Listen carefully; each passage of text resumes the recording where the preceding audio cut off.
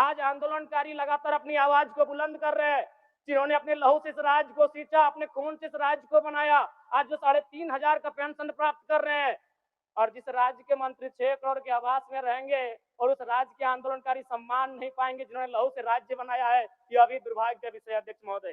अध्यक्ष महोदय, चाहे मान्य सदस्य सबको एक्स्ट्रा टाइम मिला है, इसमें संक्षिप्त करिए आप। चलिए ठीक है। अध्यक्ष महोदय, बड़े सौभाग्य से हम दो मंत्रियों के बीच में आते हैं। 32 और 34 दोनों साथ बैठे हैं, हमेशा यूं ही साथ बैठे, हमारी शुभकामनाएं।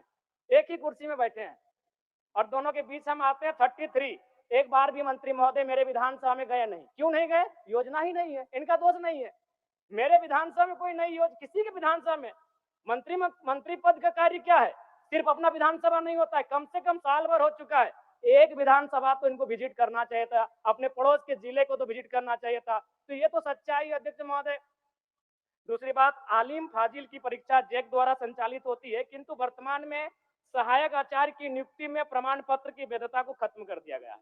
और सबसे महत्वपूर्ण बात अध्यक्ष महोदय, जैसा कि अखबार के माध्यम से हम सभी ने पढ़ा कि विभाग सवालों का उत्तर नहीं दे रहा है।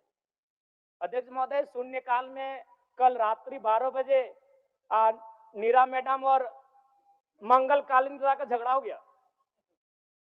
एक दिन राजा साहब और हमारी गाड़ी का टक्कर हो जाता, इतना रफ्तार में आए, बोले कि राजा साहब को तो शून्यकाल डालने नहीं देंगे, इनसे पहले हम जाएंगे। अध्यक्ष महोदय, ये कोई मजाक नहीं कह रहे। 12 बजे रात को आते हैं शून्यकाल डालने के लिए और अफसर ने मजाक बना के रख दिया है, जवाब नहीं देंगे।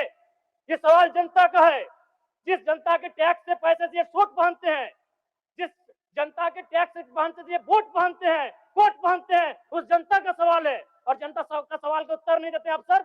जो ईमानदार है उनको यहाँ से जोहार है, लेकिन जिन्होंने जब अपनी जिम्मेदारी का निर्वहन नहीं किया है उन पर कार्रवाई करिए अध्यक्ष महोदय।